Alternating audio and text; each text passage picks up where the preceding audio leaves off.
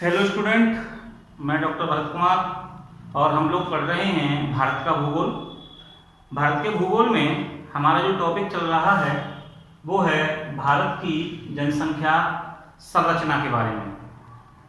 मैं आप लोगों को इससे पहले भारत में जनसंख्या की वृद्धि के बारे में बता चुका हूँ और आज हम लोग जो पढ़ेंगे इसी में वो है लिंगानुपात। लिंगानुपात इसको इंग्लिश में सेक्स रेशियो कहते हैं और लिंग अनुपात की सीधी परिभाषा होती है कि महिला और पुरुष के मध्य जो अनुपात पाया जाता है उस अनुपात को जब हम लोग किसी आंकड़े में पढ़ते हैं तो उसे लिंगानुपात कहते हैं।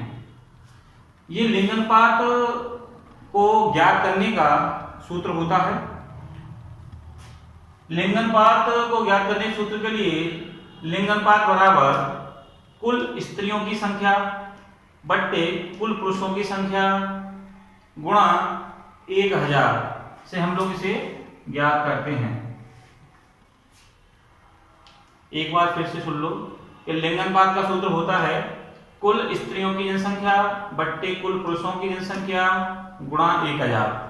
इस सूत्र को रख करके हम किसी भी देश, राज्य, शहर, गांव का लिंगानुपात ज्ञात कर सकते हैं। ये मैं आप लोगों को इससे पहले विश्व की जनसंख्या में इसके बारे में पढ़ा चुका हूं और मैं आपको ये भी बता चुका हूं कि लिंगानुपात को दो प्रकार से ज्ञात किया जाता है। और एक तो वे देश हैं जहां महिलाओं की संख्या ज्यादा होती है, वहां पे लिंगानुपात का सूत्र दूसरा होता है, और एक वे देश जहां पुरुषों की संख्या ज्यादा होती है वहां लोग लिंगानुपात का दूसरा सूत्र लगाते हैं। तो ये भारत के लिए प्रयोग किया जाता है लिंगानुपात बराबर कुल स्त्रियों की जनसंख्या बट्टे कुल पुरुषों की जनसंख्या गुणा 1000। अगर किसी देश में महिलाएं ज्यादा हैं पुरुष कम हैं तो यहाँ पे अगर हम लोग देखेंगे पुरुष कम होंगे तो ऊपर रखा जाएगा लिंगानुपात बराबर कुल पुरुषों की जनसंख्या बट्टे कुल स्त्रियों की जनसंख्या गुणा 1000।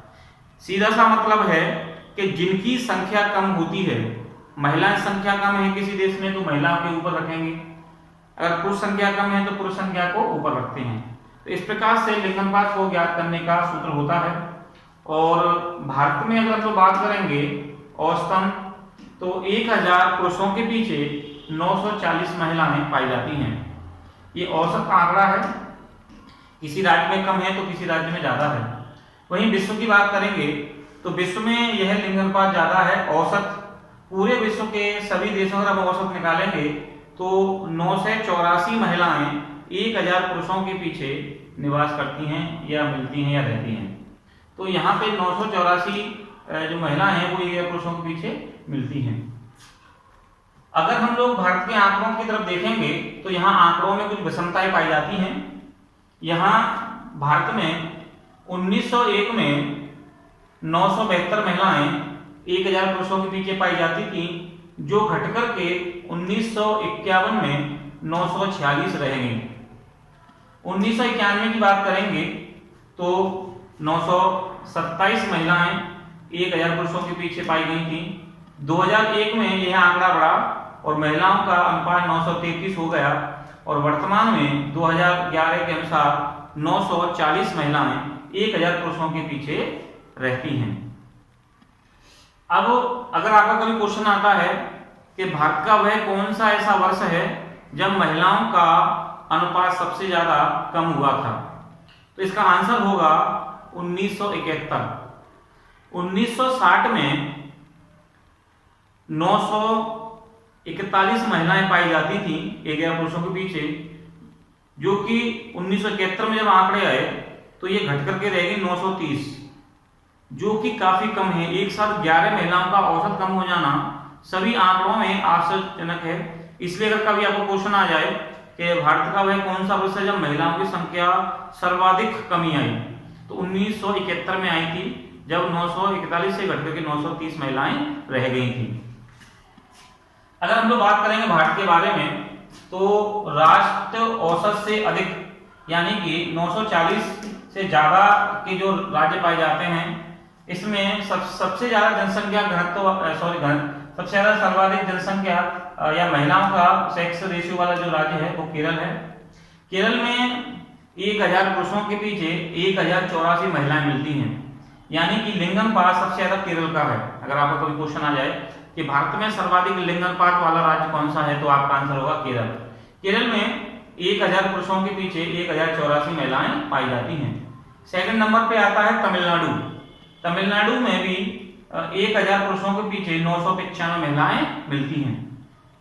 वहीं अगर कई सारे प्रदेशों की बात की जाए तो पांडिचेरी में 1031 महिलाएं 1000 पुरुषों के पीछे मिलती हैं, जो कि सर्वाधिक हैं कई सारे प्रदेशों में।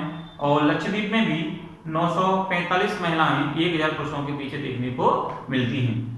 तो ये तो रहा अधिकतम वाले राज्य के सारे प्रदेश। अब औसत से कम, जो सबसे कम पाए जाते हैं राज्य, उनमें हरियाणा में मात्र 877 महिलाएं पाई जाती हैं 1000 पुरुषों के पीछे। वहीं जम्मू कश्मीर की बात करेंगे तो यहाँ 883 महिलाएं पाई जाती हैं, जो कि काफी कम है। तो हरियाणा और जम्मू कश्मीर में सबसे कम महिलाएं पाई जाती हैं। दमनदीप के हिसाब से सबसे कम जनसंख्या लिंगानुपात वाला राज्य है। यहाँ 618 महिलाएं पाई जाती हैं 1000 पुरुषों के पीछे, जबकि दादरा नगर हवेली में भी 775 महिलाएं 1000 पुरुषों के पीछे पाई जाती हैं।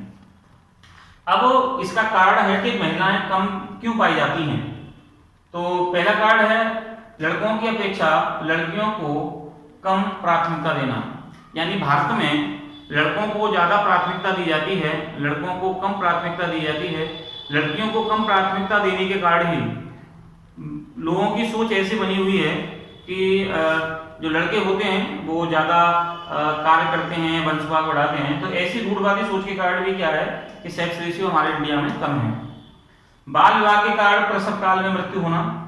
भारत में भले ही सरकार ने 21 और 18 वर्ष कर रखी है, लेकिन महिलाओं की कुछ ऐसे क्षेत्र हैं जहां 18 वर्ष से आज भी कम शादी हो जाती है, और जिसमें प्रसव काल में जब वो बच्चे को जन्म देती हैं तो उससे उनकी मृत्यु हो जाती है। ये आंकड़ा बहुत ज्यादा है, इसलिए सेक्स रेशियो कम हो गया है।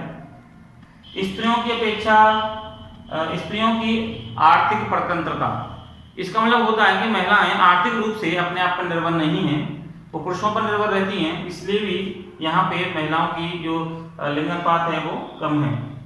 शिक्षा का अभाव, शिक्षा के अभाव के कारण भी अधिकांश लोग सोचते हैं कि पुरुष ज्यादा कार्य करते हैं या वंश को चलाते हैं या अन्य कार्य करेंगे।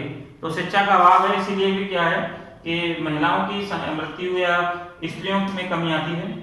बढ़ता नगरीकरण, बढ़ता नगरीकरण का मतलब है कि आजकल लोग गांव से नगरों में जा रहे हैं, तो इससे क्या है कि लिंगानुपात गड़बड़ा रहा है। जहां एक और गांव में महिलाओं की संख्या बढ़ रही है, तो वहीं पुरुषों की संख्या नगरों में ज्यादा बढ़ रही है। इसके कारण ग्रामीण नगरीकरण लिंगानुपात बढ़ रहा है, जबकि नगरों का लिंगानुपात कम हो रहा है।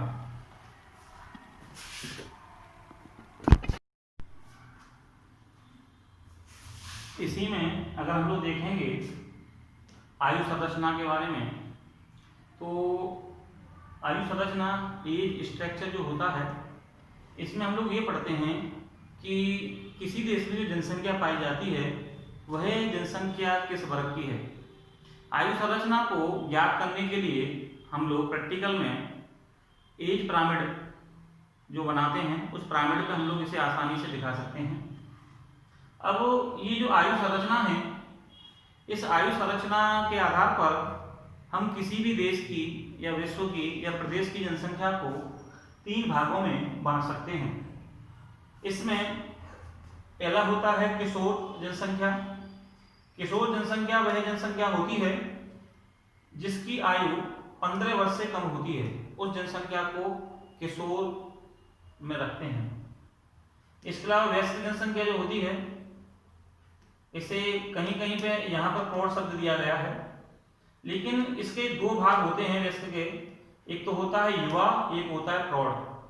युवा 16 से 35 तक के बीच में आयु वाले आते हैं, और प्रौढ़ में 35 से लेकर के 60 तक आयु वाले आते हैं। तीसरी जनसंख्या इसी में होती है वृद्ध जनसंख्या, जो 60 से अधिक आयु वाली होती है।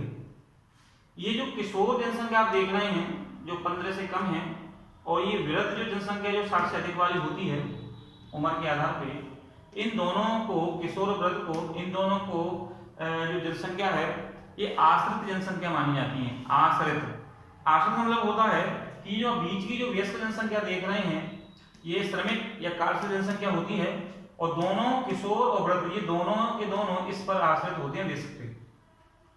क्यों? जैसा कि आप जानते होंगे, या बच्चे होंगे या वृद्ध होंगे, वो कार्य नहीं करते हैं, वो अपने माँ बाप पर निर्भर होते हैं जो व्यस्क होते हैं।